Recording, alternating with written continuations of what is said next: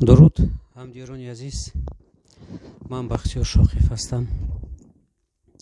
این دنیا هزار پست بلندی ها دارد. امروز در شهرهای روسیه مهاجر و بسیاری برادرای ما در اذیت هستند. از خداوند دعا طلب هستیم که مشکلات آنها را آسان گرداند. من بسیارتر به روشن فکرها مراجعه کردنی هستم. پیش ما چی کاری میکردیم؟ عمل میکردیم. کارهای ما همش عملی هستند، عمل میکردیم. بعد به خلق میگفتیم که ما این کار رو اجرا کردیم. یک سالهای 2012 بود، 2013 بود، آرزوها پیدا شد که در تاجیکستان مکتب بسازیم. مکتب بسازیم که مکتبی روشن فکران شود. اون بچهای فرزندهای بلایاقت رو دستگیری کنیم. کمتر فرزندهای روشن فکر هستند، آنها رو دستگیری کنیم، آورده در مکتب خودمون خوانونیم، فینانسیروت کنیم، آنها رو به خارج روان کنیم و یا خوانده عالم شده بر تاجیکستان آماده خدمت کنند. به خلق خودمون، بر تاجیک خودمون، بر تاجیکستان خودمون یاردم شود. همین فکرها در سالهای 2013 2012 در ما بود. لیکن ما چه گویم، یک نفر دست رو بر هیچ آواز نمیبرد، یک نفر نمیشد. با چندین کسا مراجعت کردیم، با چندین کارخانه مراجعت کردیم، هیچ کس با ما هم امر هم نشد. و ما فکر کردیم که شاگردها تیار کنیم، کارخانه ها تیار کنیم. همین کارخانه های خودمون، شاگردای خودمون ما رو دستگیری کنن، اقلا 10% فایده شون رو در آبادشوی این مکتب پرتویند. ما پیش می رویم، ما با آرزویمون می رسیم. دوام 7 سال اخیر بود که ما کارخانه کردیم، فکرهایمون را عملی کردیم، شاگردها تیار کردیم، کارخانه ها تیار کردیم. کارهای ما پیش می رفت، پیشرفت شد. ما پیشرفت شدیم، عمل کننده شدیم. سالی هم 2023 ماهای ینور بیماری شدیم. وقتی که ما بیمار شدیم، این آرزویی که کاریری که ما 12 سال ساختیم، این آرزویی که ما 10 سال داشتیم، این عملهایی که ما 7 سالگر پیش بردیم، کارهایی که ما پیش بردیم برباد رفت. همه از ما گریخت. شاگردها بعضیشون گریخته رفتند، دوستها گریخته رفتند. کاری ما قفا موند.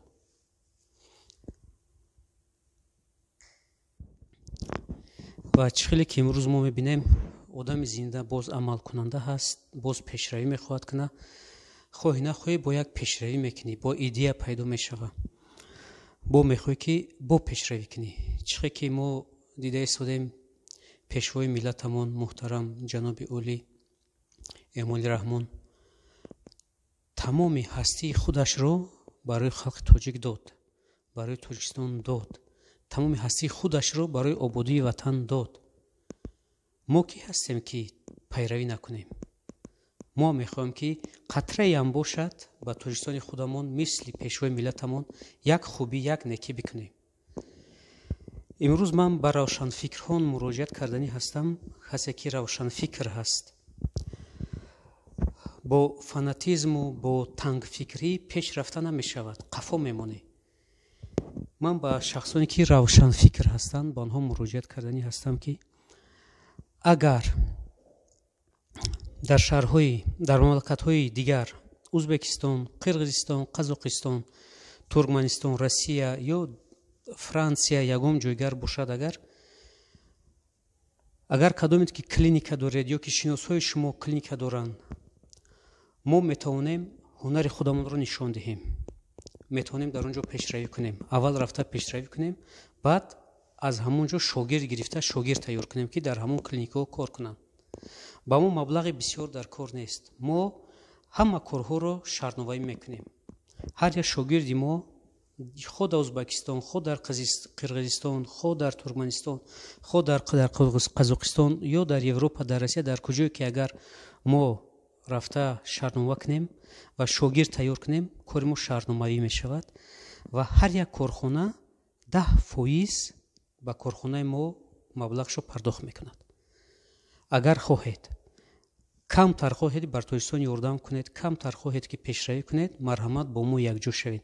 аз шумо ҳеҷ чиз намеравад, танҳо муаррифӣ кардан ё агар касе клиника дошта бошад, марҳамат мо рафта ҳунари худро нишон медиҳем ва дар он ҷо шогирд тайёр мекунем. дар ҳама ҷо шогирдон ё ки дигар корхонаҳо фоизаашон 50/50 аст ё ки 70/30 аст. мо 10% кор мекунем. асосии корхона дар Душанбе мешавад ва дигар шогирдои мо ки дар дигар мамлакатҳо мешаванд, онҳо ба корхонаи мо 10%-шро пардохт мекунад. мо аз ин фоизи 10% мактабонро осоиста месозем, оҳиста-оҳиста обод мекунем, оҳиста-оҳиста кӯдакое ки камтарак равшанфикр ҳастанд, камтарак ба лоиқат ҳастанд, онҳоро дастгирӣ мекунем.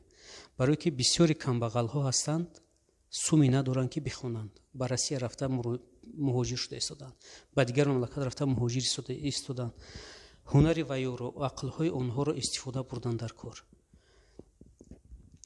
ами кӯдакое ки камтар ба лоиқат ҳастанд, аз хонаҳои камбағал ки ҳастанд, онҳоро гирифта хонондан дар кор, хонондан дар кор, ба хориҷ равон кардан дар кор, онҳо хонанд ва як олиму як фоидаи ба Тоҷикистон биёранд. ҳамин корро мо мехоҳем ки аз ҳисоби корхонаҳои худамон кунем, барое ки бисёри онҳо камбағал ҳастанд, шароит надоранд. барои ҳамин агар касе ки равшанфикр ҳаст, метавонем мо бо онҳо ҳамкорӣ кунем. ина марҳамат, мо дар поёни навор рақамҳои телефонҳоямонро мемонем. агар кадоме хоҳад ҳамкорӣ кунад, марҳамат, мо бо онҳо ҳамкорӣ мекунем. аввал рафта мо ҳунари худамонро нишон медиҳем ки шумо бубинед ки кори мо дар ҳақиқат рост ҳаст, дуруст аст ва аз ҳамон минтақа мо шогирд мегирем. баъд шаҳрнома ташкил мекунем. барои пешравӣ агар хоҳед, барои пешравии ояндаи Тоҷикистон, барои пешравии халқи худамон ки камтар халқро равшанфикр кардан дар кор ҳаст. ин дунёи мо кай ба охир мерасад, намерасад, мо бояд пеш равем ба пеш. пешравиро бояд ҳатман кунем. дар корҳои худамон, дар тобати стумура ва торҳои асаб мо 300% кафолат дода метонем. мо ҳатман беморро ба томография равон мекунем. аз рӯи томография дида мешавад ки ин беморро тобат карда мешавад ё намешавад. мо тамоми нозукиҳоро ба шогирдои худамон нишон медиҳем, меомӯзонем. агар касе ки равшанфикр ҳаст, марҳамат ҳамкорӣ, марҳамат биёяд ҳамкорӣ мекунем. пеш аз ҳамин бемориҳо шудамон, мо дар мамлакати Италия, дар Париж 2 клиника мехост бо мо ҳамкорӣ кунад. баъди беморӣ шудан мо алоқаи мо қатъ шуд, мо якдигарро гум кардем. имрӯз агар он клиникаҳоам агар ки моро шунаванд, марҳамат, мо ба ҳамкорӣ тайёр ҳастем. касе ки мехоҳад бо мо ҳамкорӣ кунад, марҳамат биёед ҳамкорӣ мекунем, пешравӣ мекунем.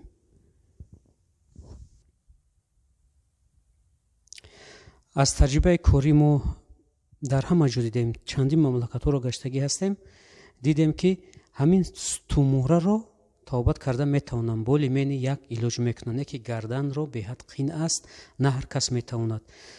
барои гарданро тобат кардан ҳиссиёти чиликҳо дар кор. ҳиссиёти чилик ин дар 2-3 ҳазор нафар ё ки дар 2-3 ҳазор табиб як нафар мешавад.